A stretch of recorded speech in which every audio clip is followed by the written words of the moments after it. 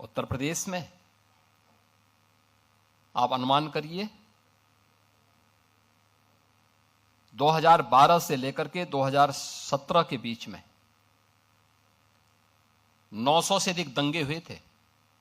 अनुमान कर लीजिए, कोई सिटी ऐसी नहीं थी जहां कर्फ्यू का दौर उस सिटी के अंदर न गुजरी हो।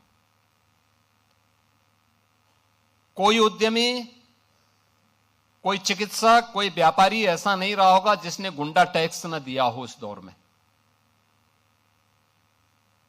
अराजकता चरम पर थी।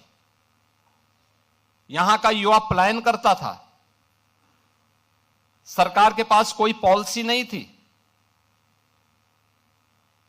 परिणाम क्या था? जब सुरक्षा नहीं होगी, जो पहले से उद्यम थे वह भी यहां से प्लान कर रहे थे। जैसे तैसे वे भागने के लिए मजबूर थे। यहां पे सब जुनेजा जी अपनी बात को कह रहे थे, ये उनकी अपनी पीड़ा थी, जहां उनका बचपन बीता। उस धरती को छोड़ना उनके लिए अत्यंत कठिन रहा होगा, लेकिन उनकी मजबूरी थी कि उन्हें अपनी सुरक्षा भी चाहिए थी। और केवल एक जुनेजा जी की बात नहीं थी, ये उत्तर प्रदेश के हर उद्यमी की, हर व्यापारी की, हर उस व्यक्ति की पीड़ा है जिसने उस दौर को देखा है। 2003 से लेकर के 2017 के बीच के उस दौर को देखा है, जब व्यापक कर्फ्यू में अपहरण के लिए यहां पर अपहरण होते थे, फिरौती वसूली करने के लिए।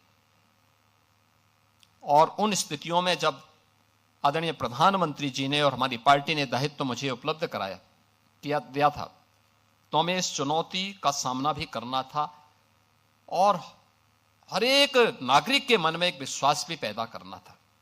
स्वाभाविक रूप से यह हम पिक एंड चूज से नहीं कर सकते थे। हम लोगों ने तय किया भाई जीरो टॉलरेंस फिर सब पे बराबर लागू होगा। अगर अपना व्यक्ति भी गलत करेगा तो उसके लिए भी वही कानून लागू होगा जो एक माफिया और अपराधी के लिए लागू होगा। कोई अपना पराया नहीं होगा। और हम लोगों ने इस मामले में जब कार्रवाई प्रारंभ की, प्रयास तो किया कि कानून के दायरे में रह करके करें, लेकिन बहुत बार होता है, आप भी इस बात को समझते होंगे, भाई अगर सामने वाला व्यक्ति कानून से भयभीत नहीं है तो फिर उसको कानून के दायरे में ला करके कानून की भाषा समझाना तो फिर तात्कालिक परिस्थिति हो जाती है। बहुत बार लोग टिप्पणी करते हैं कि पुलिस ने गोली क्यों मार दी। अगर पुलिस गोली ना मारी तो क्या पुलिस गोली खाए?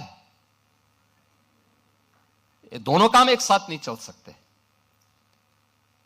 अगर उस अपराधी को गोली चलाने की स्वतंत्रता है तो पुलिस के पास भी हमने इसलिए पिस्तौल दी है कि वह भी उसके सामने उसका मुकाबला करे। उसका प्रशिक्षण इसी बात को लेकर के हो रखा है और उसको जिस भाषा में समझे उस भाषा में उसको समझाने का काम करे।